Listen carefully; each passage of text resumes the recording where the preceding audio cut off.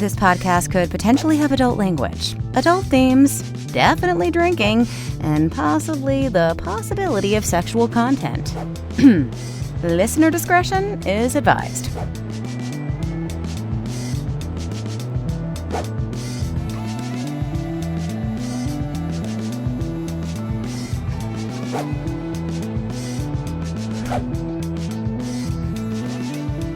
Welcome to Drinking with Authors. I am your host, Erica Lance. My co-host today, we'll see how well behaved she can be, Valerie Willis. I know you guys love me. Yes, they do. They do. And our guest today is ScottColby. Woo! Woo! Hi, happy to be here. Thanks for having me. Absolutely. Welcome, welcome. Okay, let's talk about what we're drinking. So I have some Drinking with Authors swag. Scott, you'll get this for being on the show. But I got one of the sodas from around here, which is a Waynesville soda jerk soda, which is lavender and lemon. And then I put gin in it. Brilliant. I like it. Because I'm all about the gin. Anyway, I feel I can mix gin into almost anything. Val, what are you drinking? I am drinking coffee and Bailey's in my coffee cup that is a grammar joke. It says, let's eat Timmy, correct, at the dinner table with a comma. Let's eat Timmy, correct, on a raft in the ocean. Love it. Love it. Scott, what are you drinking? I went the simple route. I wasn't in the mood to mix anything up today, so I have a year with Dr. Nandu from Aeronaut Brewing Company, which is one of my local breweries, one of my favorites. It is an American India Pale Ale, originally brewed to toast their 1-year anniversary. Very good. Very cool. Very cool. Great color to to support it. local. Yeah. Look how fancy you put it in a fancy glass, though. Absolutely. Only the best for you guys. Oh, I feel so privileged. Okay, so for those that may not know you, Scott, what do you write? I write contemporary fantasy that I hope other people find as funny and amusing as I do. So I'm up to 5 books now, which is pretty amazing, pretty fantastic. The 5th just released a couple of weeks ago. It kind of all started way back when I was a teenager and I walked out of the movie theater having just seen the movie Men in Black, and I thought, well, what happens if there was a world like that except with magic and fantasy creatures? So that's been my main thing for the last little bit. It's gone through a lot of different iterations and rewriting and rethinking and all of that. The current incarnation of it has been published with Outland Entertainment for the last couple of years. Very Awesome. cool. That was a lot, all in a very short I know he time. packed it all in there. So here's a question for you. Tell us a little bit more about your main character. I mean, do you Sure. follow the same characters in all 5 books, or do you switch it up? Oh, I switch it up quite a bit. It's funny. My editor actually told me, like, hey, you kind of wrote like 4 sequels to the first book, each in their own way, and they kind of do happen kind of like at the same time in certain situations, and there is some carryover in characters between the different books, but so far it's mostly been a different main character or pair of main characters, group of main characters in each book. Okay, so you unpack there. I want to go back further. Sure. So you're a teenager, you're watching Men in Black, you see the flashy thing, which is my favorite part of that movie in the entire world. I really wish I had a flashy thing. Me too. And then you're like, you know what, I'm going to create this world. But how do you actually start writing it? Like, Sure. Let's go back to that point. Sure. So I actually start writing it, the actual physical process of it, in notebooks in the back of the class when I was supposed to be taking notes on actual schoolwork, right? Was a good student, but not particularly committed and needed a way to keep myself entertained. I like to joke that I was horrible at drawing. So it started off very, very simply, right? So you think about something like that. Well, what's the dividing line, right? How do you keep the modern world separate, right, from this strange magic world that's going on? Okay, well, they've got magic dust, right? So problem solved, we move on, as a teenager does. But it's gotten to be more complicated as I got older and hopefully wiser and more aware that the world has to be a little bit bigger and more complex than that, right? So I figured out where that particular product comes from, built a whole bit of lore around who is mining it, acquiring it, all of that kind of stuff, how it's distributed, how it's used. And that was probably, that was the foundation. I had a very set main character at the beginning, and he is the main character of the second book and makes other appearances. He was kind of an down on his luck everyman, right? Like marriage wasn't going so great, and oh hey, he finds the kind of the world's most powerful magic, and it somehow ends up in his shotgun because I was a kid and thought that was hilarious. And he now has to go be part of this magic world, right? And there's conspiracy around how he wound up with this magic to begin with, and how it's like, well, what's really going on here, right? Is somebody trying to bring things down? Is somebody trying to shake things up? What's the deal? And that part of it was kind of inspired by a Terry Brooks novel that I really, really loved when I was younger, which was Magic Kingdom for Sale. His Shannara series is much more popular, but Magic Kingdom always did it for me, right? The main character was very, very similar. Down on his luck guy wound up buying a Magic Kingdom through a Sears catalog, or the rough approximation of it. That turned out to be more than he expected too, right? Like there was a reason for it. There was a whole thing, and people trying to exploit all of that. And I like that vibe, and I wanted to play with it a little bit, so I did. Very cool. Very cool. Okay, so I'm assuming you're also a gamer. I am, yes, yeah. Not as much as I used to be, but yeah, I got my PlayStation and my Switch over there, and yeah. What about role-playing games? I played Dungeons and Dragons for the first time a couple of weeks ago, and I really enjoyed it. Yeah. Very cool. It's always interesting to me because I think a lot of people that create fantasy worlds, not everybody, but are gamers by nature, because it's almost how we like figure out how to build the world. Totally. I say that as if I write any fantasy. I do not. So did you see that sounded almost educated there? Like, let me talk about this, because I don't write fantasy at all, because I world building. Yeah. Kind of like it's hard. Man, the world building thing. Actually, that's kind of not true though, because I'm working on a book right now that's turning into a series that I have to do world building on, and I was like, motherfucker, like we're taking notes, get a picture board going. There's all sorts of I'm doing a mood board. No, just kidding. I'm not doing no mood board. So when did your first book come out? When did the first one come?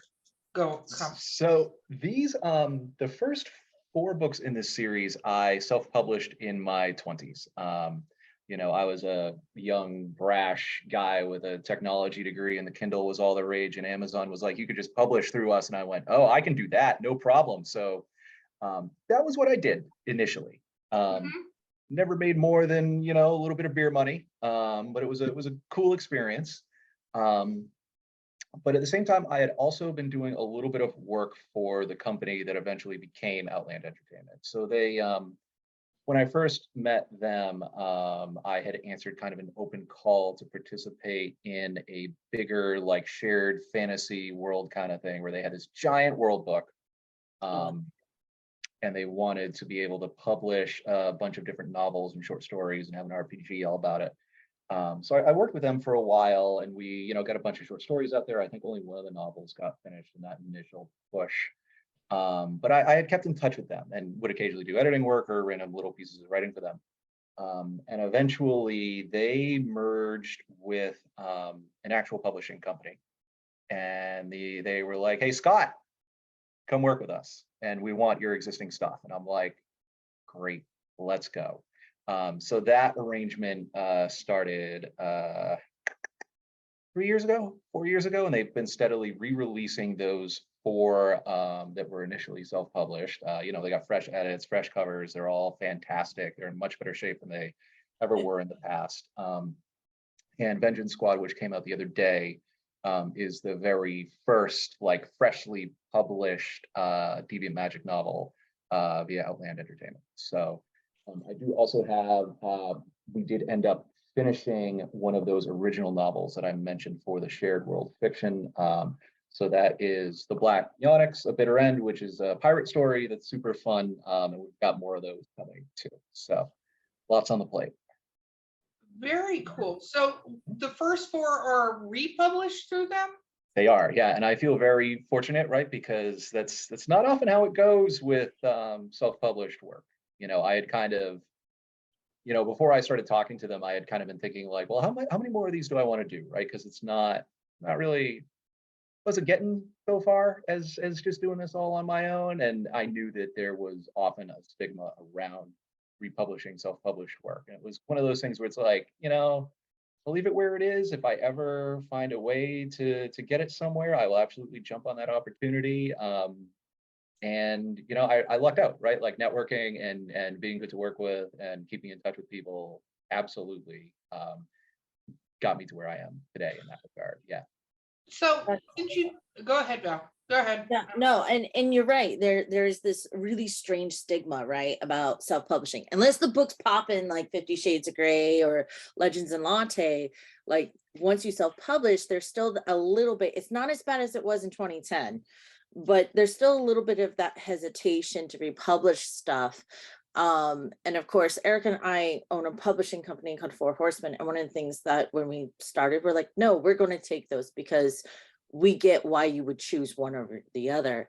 But that is awesome that they picked up. What was it like having to circle back to those 4 books and go through the traditional aspects of a proper edit, proper cover design and stuff? How did it differ from your initial launch? Sure. I mean, it was eye-opening, right? Like, because it is such a much more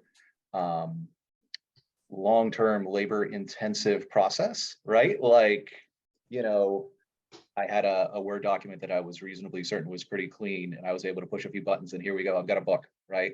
And meanwhile, now, working with a more traditional publisher, it's okay, we have this round of edits, and now you have to review, which was cool and fun because like that was like the best feedback I had ever gotten on this work. So I really, really love that process. Want to give a big shout out to Alana Abbott, who is my wonderful editor.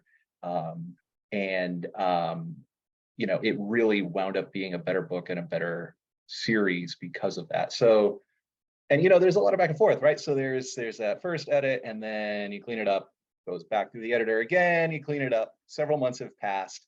Now there's an actual more serious copy edit. A couple more months pass. Now you've got design, and you're looking at mock-ups for what the cover might be, and you're learning what a galley proof is, and it turns into a whole thing, and I like it, I enjoy it, right? Like every step along that way is fantastic, because getting that feedback and like learning, hearing what works is always great, but like hearing these other suggestions and ideas and ways that you might be able to improve it that you didn't think of, I think is like invaluable. No, it's true. And I think it's interesting. So when you went to publish the first time, your whole like, you know what I'm going to do? I'm going to publish this thing. Yeah. What did you go through any training at all on it? Or did you just find that you could go into Create Space or whatever it was at the moment? Right. I know Amazon bought Create Space, and now it's Kindle, KDP. KDP. Yeah. But did you do any courses, anything, or did you just go, that's it, I'm doing this? I went, that's it, I'm doing it. I read the documentation, I checked the user forums. I did pay for an edit on at least a few of them. I found a cover artist, I forget, might have been through Fiverr, even though it wound up being a lot more expensive than $5. I actually did have somebody through Fiverr also like review my back of the book text, because that's just not something I'm particularly good at. But yeah, it was a very kind of solo kind of thing. It was like, what, I could just read the documentation, I can do this, I can figure this out. And that was the attraction, right? That was the allure, is like, this is mine and I can just do it. But there's more to being successful, I think, than just that. So did you, when I'm jumping in, you take a sip of your damn Bailey. Yeah. Question for later. My question was, so when you did the self-publish route, before you did that, did you print off your books and go to conventions and do that sort of thing? No. Oh, you just kept them secret and safe with you and I did. whatever. Yeah. Yep, I had some friends read them, but that was pretty much the extent of the pre-reading or even the marketing. You know, I thought, okay, I can market using my blog. I used to write a lot of just silly little things that would pop into my head, and I actually did have a little bit of success with that, and I should be doing it more because that voice kind of translates pretty well to the actual books. You know, I had people leave comments. It's like, I found this pretty funny, and then I saw your book. Your book is funny too, so like, you're great, which was always nice to hear. But yeah, it was a very small operation, put it that way. And Very. And I love occasionally, to hear that you took the time to seek out others, right? You sought out a editor, you paid for a cover design, you even paid for a blurb or product detail. This is sort of things that I know Erica and I have said on the podcast many, many times. If there's nothing wrong with self-publishing, nothing but wrong. know when to drop the cash, right? Know that you can't forfeit editing, you can't forfeit marketing, because yes, anyone can put a book up on Amazon for free without spending any money. But is your cover going, is that marketability, right? That it's Right. the cover. Have you told someone it's there? Because they have over 2 million plus books going through there Yeah. in a short amount of time in any given moment. Yes, you have a landing page on Amazon, but no one knows it's there. And I love hearing that your blog and sort of newsletter combo was sort of like your secret of unlocking and tapping into your readership. Mhm. What other things did you do besides that, or was that your core first line in that beginning? That was definitely the core first line. I also would occasionally do the free promotions that Amazon would allow.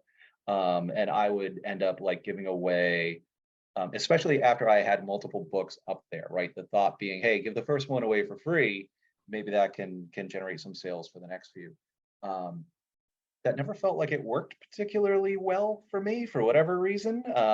Same. It was always a little disheartening, right? You see like 1,000 free books go away and you think, oh, I should get at least I had something, but 5,000 on the last one I ever did with them before I started changing things up. yeah, And it never went anywhere. And I'm like, do you guys just hire people in the Philippines to just right. click that button? That's what it feels like, right? Yeah, So, and I always tell people, like, don't devalue your book. Like, that's a discussion I have to have. They're like, oh, but no one's going to buy it if it's not 99 cents. I'm like, it's quite the opposite. right. Readers are quite the opposite than you would think. So, but no, and I'm always preaching newsletter or a blog that's doubles as your newsletter is number one, man. And it has been for over 10 years. And it's crazy, but that routine is awesome. Did you ever seek out advice on how to strengthen your blog or newsletter at any given time? I didn't. No. There were times that I would try to read up about those topics, but I never went looking to speak to someone else about it. No. So now that you're with a traditional publisher or going that route, is there any difference on my eye is itching, I'm sorry. Is there any difference on what they want you to do marketing wise or what you're needing to do marketing wise? Even though they've published your books now, you're not just sitting back and going, cool, they published my books. I'm sure that's not the case. Yeah, there's definitely an expectation that I will be doing more. You know, they're mostly focused on social media right now and expanding their reach on that side of things, as well as working on their own blogging stuff, because that does pretty well. But yeah, it's also kind of like I feel like it gets me further now, right? Because there is more of that like baseline kind of audience out there because of the publisher, right? So I make sure I tag them in everything I do, and we're good at like retweeting each other and taking care of each other in that regard. Can't say there's any like hard and fast rules or like high expectations around what we're going to do, but there are at least kind of like advisories of how to go about this. And It is interesting looking across at the other authors that are signed on with this organization too, because they are doing things very different ways, and it's neat to see how they're doing it and kind of like borrow ideas, and so that's that kind of networking and opportunity to talk with other authors has been pretty useful. That's very cool. No, I think that's very important to see what other authors are doing that is successful. So, do you have an in-person event planned to take your books? Because your books are ripe for nerd cons. And so I'm just like, how the hell has he not been to a nerd con? You know? With the books, where's your booth? What's happening? You're right. And the big problem is that I just completely lost track of when those events were going to be this year. And it turns out they're all like, at least in my neck of the woods, they're all like in the next couple of weeks. It's like, okay, well, that's not going to work out. I guess we have to wait until next year. But I am going to look and see what else is around later in the year. We may end up at Planet Comic-Con in Kansas City. I did that with the publisher last year. We had a giant booth with all the books. There were only a couple of authors there, and I was one of them. And we had a nice spread with all the books lined up. And how was that for you, being in front of humans selling your books? It was wild. It was wild. I couldn't believe that people, and like I've seen the numbers. I know people will buy them. Like I couldn't believe that somebody would just walk up and be like, "Oh, that looks cool. I'm going to buy it." And then they find out I'm there, and it's like, they get excited. Yeah, they get so excited. It's really cool. Yeah.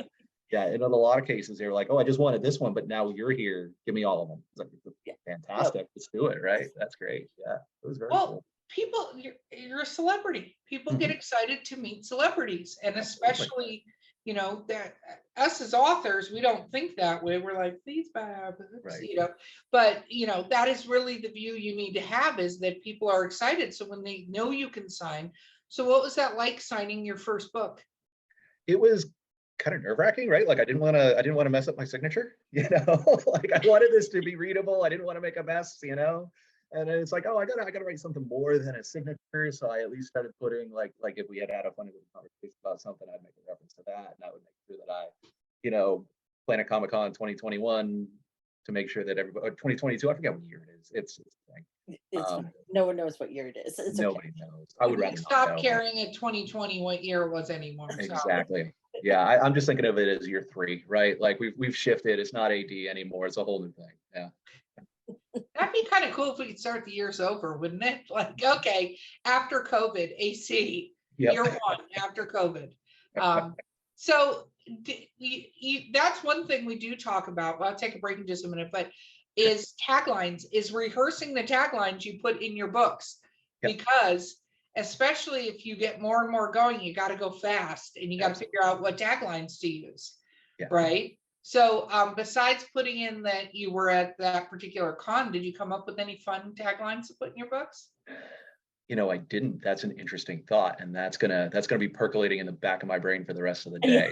For the rest of the day. Well, I like writing puns in mine. So like my first book is Cedric the Demonic Knight. So I write in that one, I hope you stay up all night reading. The Romasanta the Father Werewolf says, have a howling good time reading. Like I'm terrible. I'm so terrible. I think the only one who's punnier than I am is Mark Muncy in the Spirit Florida books. He's like, don't goose a ghost or something. He says he does all sorts of fun stuff. Nice. But it's true, is having those sort of things, I think, people love. And have you started asking if they want it personalized to them? I should. I didn't. That's interesting. Yeah. Look at all the stuff you're learning, Scott. I'm learning so much. This is a huge benefit. Thank you. Should I be paying you guys for this? Yes. Actually, I'll tell you where to send the check to. No, just kidding.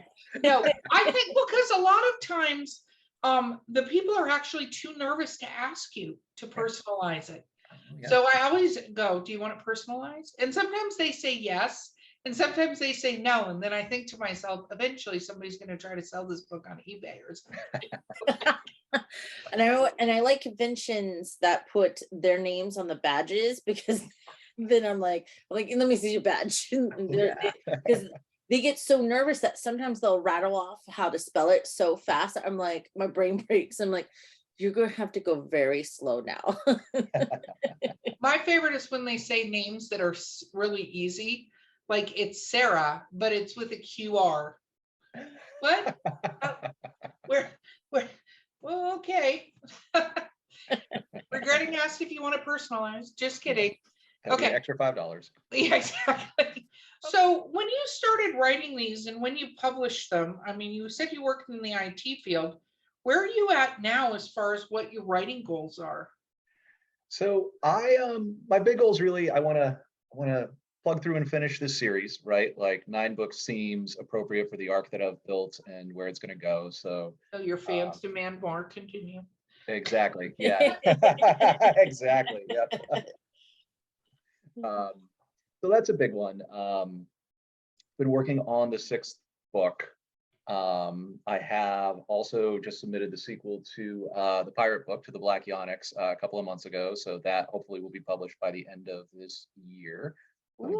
Pirate goodness, should be on the lookout. And then I want to branch out more, right? Like I want to do more short fiction, right? I've always enjoyed writing short fiction, but the novels kind of just like took over.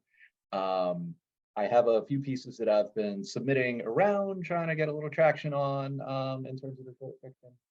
And I also would like to, build a new series, right? I haven't done that in a while. And maybe it doesn't have to turn into a series, right? Maybe it could just be a standalone book. I have a few ideas that I've been kicking around. I have probably the first 25,000 words about of another idea, kind of similar real world kind of thing, with more of a basis in Buddhist theology.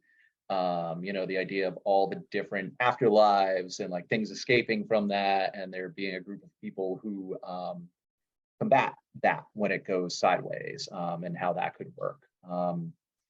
And I would love to get into some science fiction and maybe do something where the world is similarly complex to what I have in Deviant Magic, but like where I do more of the world building up front, right? Deviant Magic has been a little bit kind of seat of the pants, right? Like each book takes place in a very specific, almost like subsection of the setting. So I don't necessarily have all of it, if that makes sense, right? There's a lot of allusions to other things that are going on, but I haven't planned out every little piece and part about the world. And I would love to have a project where I just sit down and do that for something new. So does that mean you're going to try to stick to a traditionally published route versus doing both?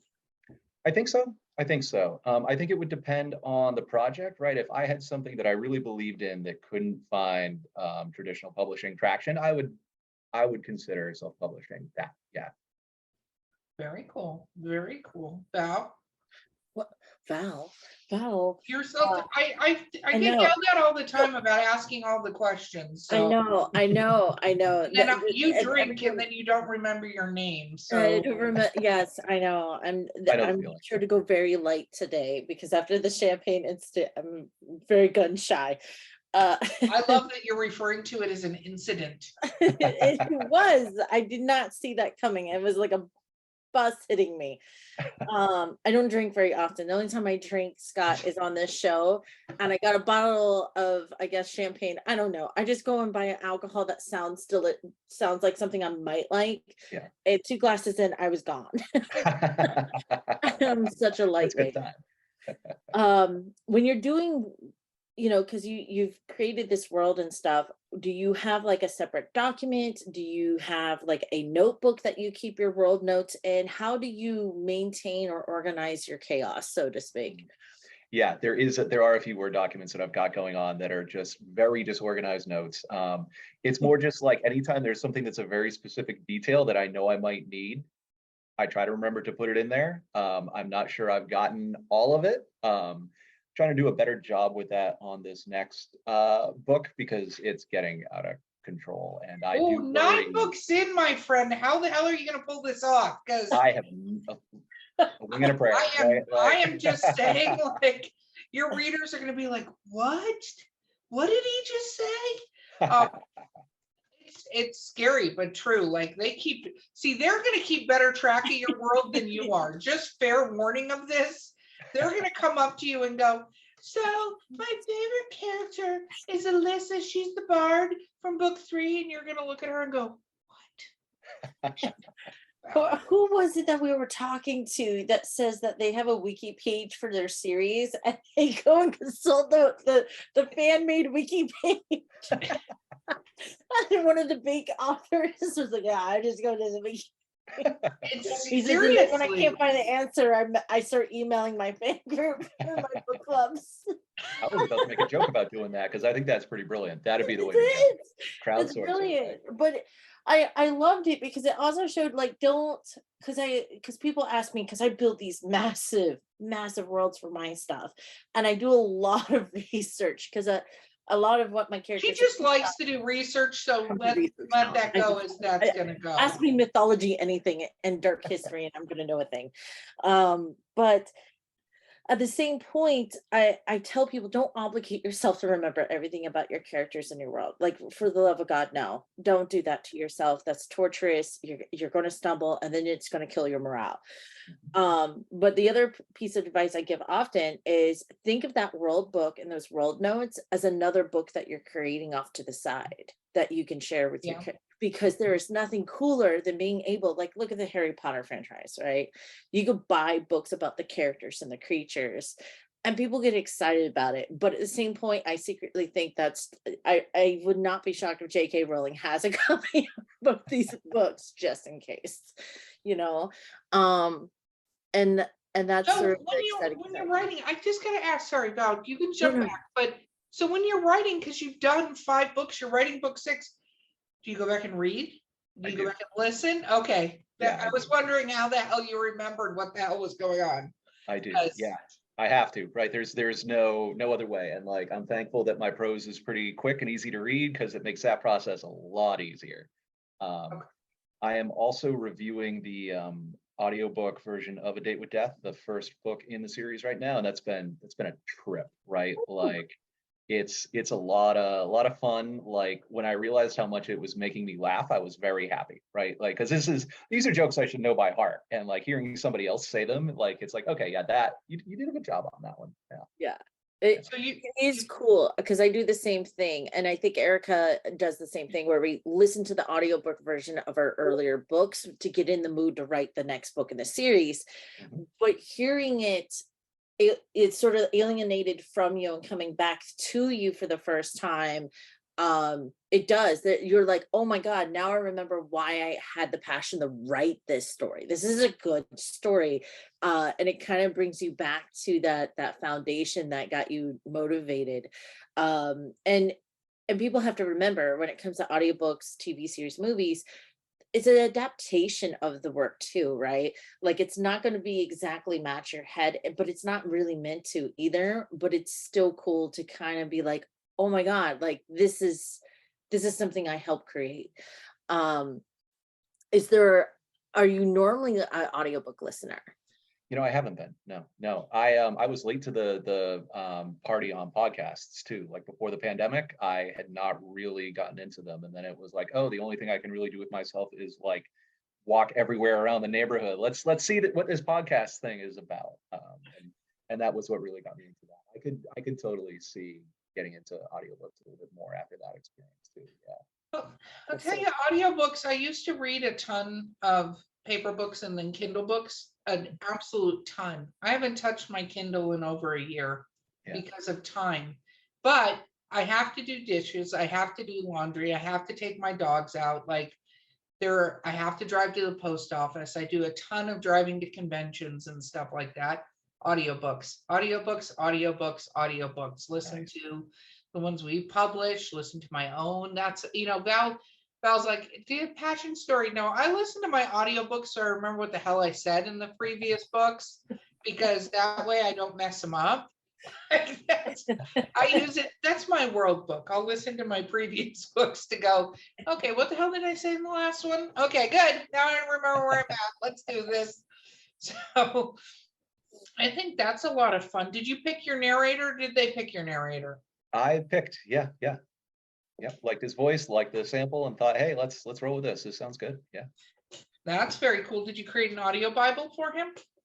Oh, I did not. No, no. Okay, fun He hit pretty story. much everything. Like the pronunciations were surprisingly like right there, you know. Okay, you were lucky. Book Yes. 2, 3, 4. You may want to consider doing an audiobook Bible so that, you know, instead of saying Erica, you want them to say Erika, and Right. they won't know that because they're just gonna Google those words and guess what they mean. I've seen a lot of authors go, but that's not what they said, and I'm like, cool, but you didn't tell them that.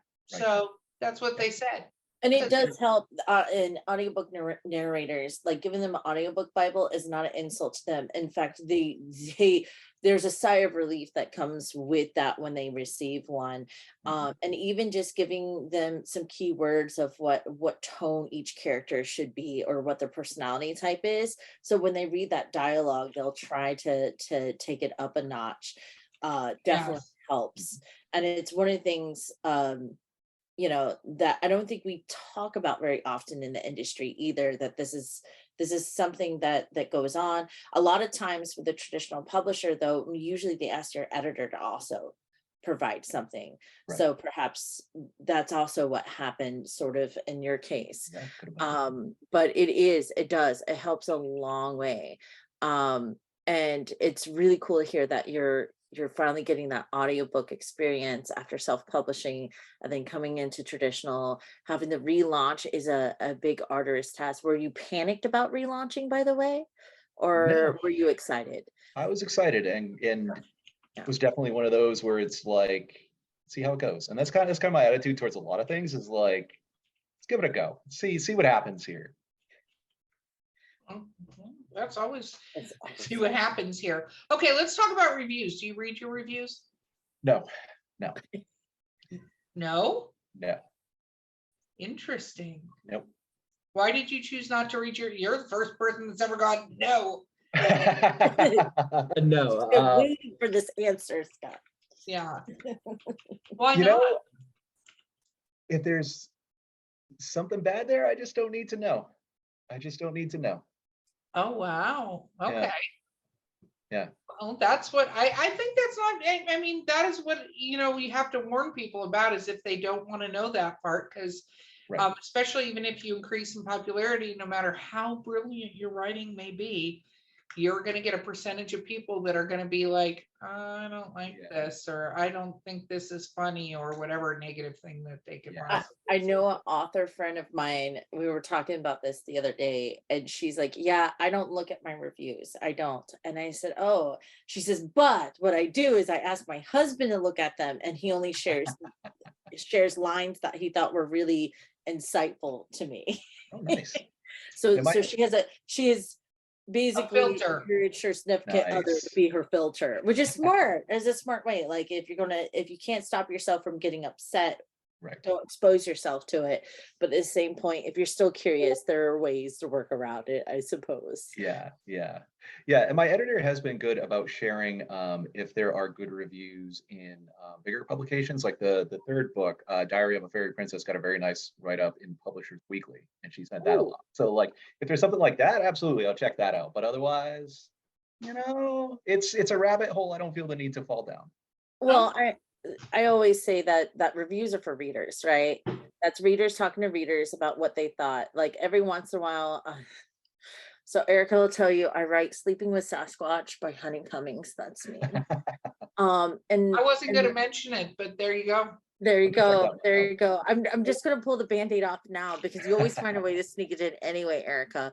But there's like sometimes I get reviews on there and it confuses me because it's an urban legend humorous erotica story about Sasquatch. And I'll get a 1-star review. This book is unrealistic because he posted an ad for his friend on Craigslist. And I'm like, If that's the reason, yeah. that's the reason that I went too far. I went too far with How that. dare you? So, I don't know what you were thinking. Yeah. I'm like, my friends would put a Craigslist ad. I know Erica would. Those are high quality friends. What do you mean would? Would. Did? What are you talking about? You just moved. It's gonna make it ineffective, but that's fine. Whoever moves into your old house will have a good time. Yeah. Just kidding. Just kidding. That's frowned upon. Show up Um, dress the Sasquatch at this address. So how fast do you write? This is a lot of books you've been working on and a lot of stories. It So how is. often and how fast do you write? You know, it's dependent on the project. I try to write a little bit of something every day, even if it's just a sentence or two, right? I think it's important to keep that muscle going. You know, it's to me, it's like anything else. If you don't use it, you're gonna lose it.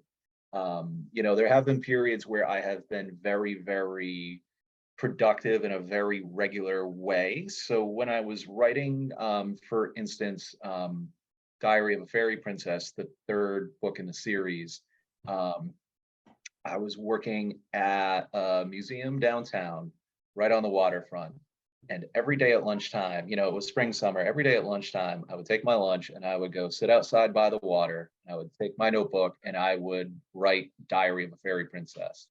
And I remember having the best time just sitting there by myself, cracking up at the ridiculous stuff I was writing in this notebook, because it's like, that one is half kind of like live action and half journal entries told in the first person voice of a very, very spoiled princess. So I had a blast. I had been reading a lot of Chelsea Handler books that year, and it just kind of like leached into this somehow. I wanted to play around with that kind of voice, and that was what came out. It's one of the shorter books in the series, so it took me, you know, front to back, probably 3 to 4 months to have a draft on that one.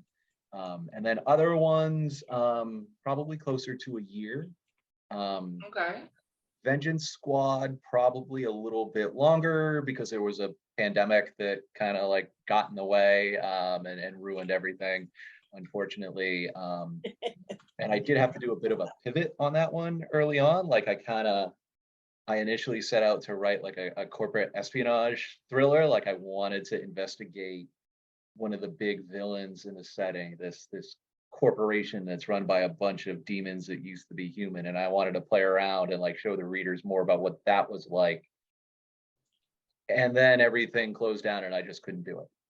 And I still had that goal of like wanting to show a little bit more of that portion of the world, but I felt like I needed to do it through a more relatable, familiar to me, and fun lens. So I went back to one of the characters from, actually several of the characters from the very first book, A Day with Death, and kind of like set them on a road trip where they were dealing with the demonic corporation, and trying to find some MacGuffins that they were all interested in and that kind of thing. So, you know, when I don't have to deal with pivoting both story-wise and habit-wise, because I'm definitely the kind of person who prefers to write out and about, and like everything's locked down. I can't go to the coffee shop. I can't go to the brewery. Going to the park is nice, but not the most comfortable place to sit and write always. You know, I kind of almost had to like reteach myself how to write at home, which I think absolutely kind of like extended the length of that project too. No, that makes sense. And me and Val are both authors who love the coffee shop kind of, you know, go in but put in our headphones, but have the motion around us kind of thing. Yes. And then we weren't supposed to be around other humans at Right. all.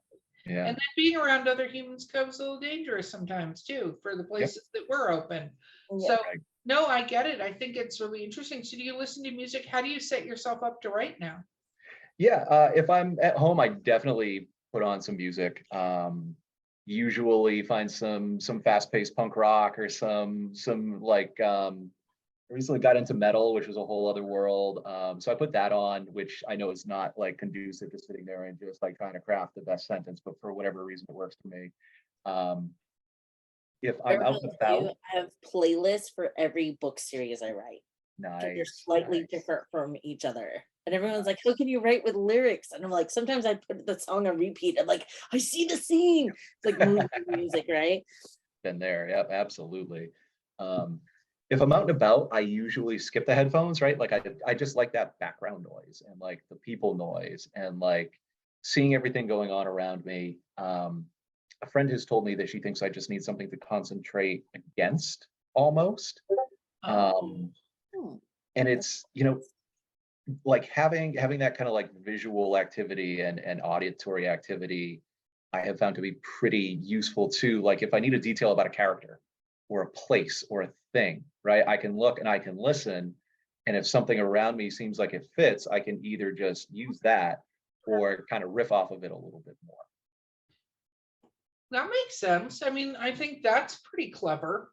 But that's actually, no, I never thought of that before. I'm just surprised you can listen to lyrics, but it makes sense if you're kind of pushing against it, because I know a lot of people with lyrics, it's like, and you're writing the lyrics in your manuscript, you know, there, you're shake it off, shake it. That's not what you're but so this is really, really cool. I think this is super exciting. All the books you have up and coming and stuff like Yeah, that. no, and congratulations on what you said. Book 5 just came out. Yep. Thank you very That much. is, it's totally weird when you hit book 5. I just hit book 5 last year, and I was like, this feels weird. There's 5 books. Yeah. And it's almost like, how do I, like, I can see the home stretch. How do I bring this all back together, right? Because it's been build, Right. build. I like to think that there's been some fun payoffs and satisfying payoffs along the way too.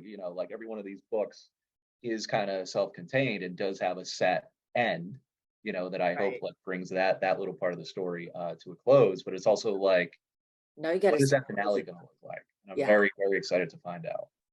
I'm really excited to have somebody cosplay one of your characters and show up in front of you, because that is like the ultimate. You guys write in a series, like I write real world stuff, so people could show up in front of me and I'd be like, they'd have to go, I'm dressed like blah, and I'm like, okay, like, because it's not like a set outfit all the time, it's just clothes, but when you do fantasy world, people can show up dressed as your characters and stuff like that.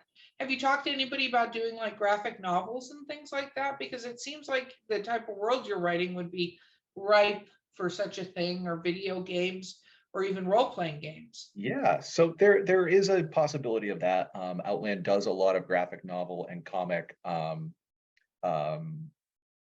products. We've talked about I do have a bunch of short stories for free up on my website. We've talked about maybe taking more of those and like turning them into an anthology, right? I was kind of looking at that as marketing material too. It's like, I can crank out 3,000 words, make it interesting, and like, here's a little slice of the world. Check it out, right? Like, here's something for free. Single author short story collections, and Yeah. readers do enjoy those as well. Like a lot, I think they don't get enough credit, right? Being able to put your favorite author's short stories into one collection. I know my literary stuff, like Lewis Carroll and stuff, they had a bunch of short stories, so I have a couple of their books, and I think that's like a missed trend these days. Oh, nice. So I'm ahead of the curve then. Looking forward to getting that done. Let me know how it goes. Let me know. will. You can be I the guinea will. pig. Well, I also think that, some people are just better with short stories too, and they'd like to see them. And especially, you could even with your world do little side stories, do little novellas that are side stories off of some of the characters that maybe aren't highlighted or aren't planned for the next 4 books that you have planned in your series. But everybody wants to talk about this side character that's whatever, Yeah. and that's where you start getting that fan interaction.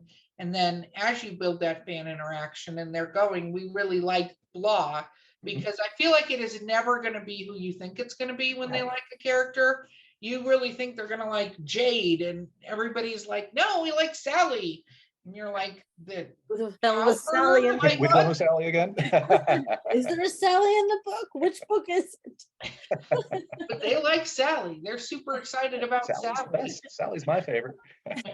Okay, so we do have to wrap. What, Val, do you want to ask a question? I'll ask the final one, because you always get No, you go for it. You go for it. She doesn't have a question. That's what I don't have a question. That's what it is. So you base this off of Men in Black. In your first book, who would you cast as your 2 lead characters? Ooh, that's a good question. It's something I've thought about a lot. Man, that's a good question. So The first book in the series is A Date with Death. It's about a 20-something young man who has to move home after losing his job, and he discovers, hey, nobody else in town can die.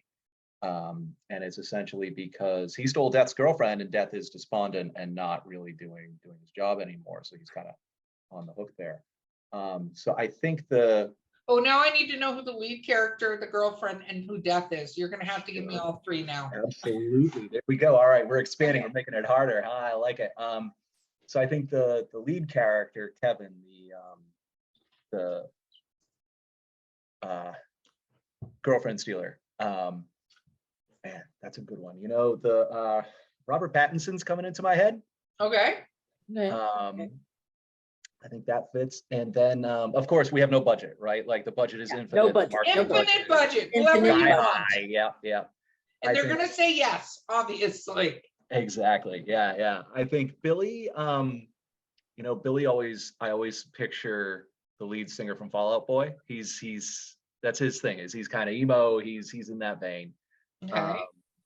And then the love interest in between, Nella, she is a water nymph, so she is blue. I think, Zendaya. I think she would be a very good fit for that. Yeah. I like it. Nicely cast. Expensive casting, nicely cast. Let's hope Fall Out Boy can act. But Yeah, we're not going to have much money for the special effects, so we'll have to go practical there and figure it out. Yeah. Infinite budget.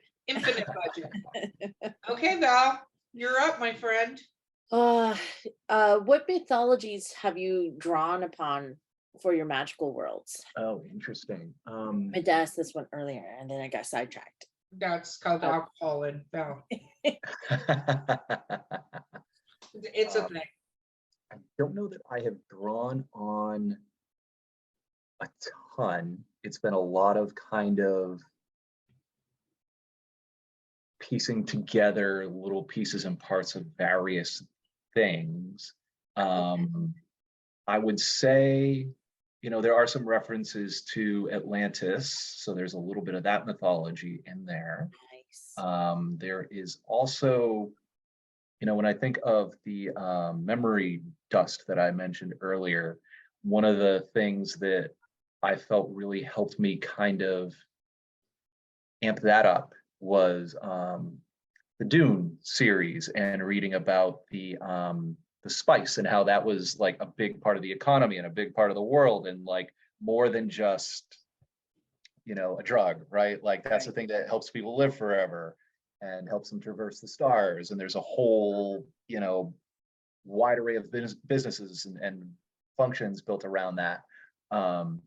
Thinking about dust in terms of the spice, I felt, and using that kind of lore kind of as a basis, I felt helped me kind of make that a lot more interesting and amp that up. So it's not quite mythology, but it was a definite inspiration. Inspirations, yeah, that's cool. All Very right. cool. Okay, what advice would you give authors out there? Right, and do your best not to get stuck in your own head. You know, I feel like that is one of the biggest things I run into when I talk to unpublished writers, right? Like I have, you know, participated in a bunch of writing groups and hang out with as many writers as I can, and like there are so many of them who have awesome, amazing, fun, unique, voicey works in progress, and they just get stuck, and it's sad. And I understand that, you know, having that first publication like gives you that boost of confidence that makes you pass that a lot easier. But I think if more writers could find a way past that block, I think they would find a lot of success. Very cool. Okay, shameless self-promotion time. Let's talk about the books and where to find them and where to find you on social media. So I'm ScottColby. My website is deviantmagic.com. All of my novels are available also on outlandentertainment.com. Of course, you can find them on Amazon, but Amazon takes more of a cut than the publisher store does. So please go through the publisher store if you can. My books are... Oh, look at this. If you're watching the YouTube, you get to see them. Go for it. Exactly. I got A Date with Death, right? There's Billy, there's Fall Out Boy. We got book 2, Shotgun. We got Diary of a Fairy Princess, my personal favorite, highly recommended. Even if you don't read the others, you can still like get something out of this one. Stranger Than Fiction, book number 4. And then the most recent Vengeance Squad, book number 5. I am on Twitter as Colby Knows Best. I'm on Instagram as Scott Writes Fine. I'm on Facebook as myself. I'm on PlayStation Network as Popular Novelist. If anybody wants to play Destiny 2, check me out. Wonderful, Scott. It's been amazing having you on the podcast. Thank you so much for being here. It's been a pleasure. Thank you very much. Awesome. Guys, this has been Drinking with Authors. I've been your host, Erica Lance. My co-host was the very well behaved for the first time. I was very well behaved today. I'm impressed. Like, Until that subscribe, moment. share. Tell us what you think of the show. Subscribe. I did say subscribe. That was the first word, I think. Yes. I think. I don't remember what words have come my out. goodness. Okay, and we're done. We'll see you guys next time.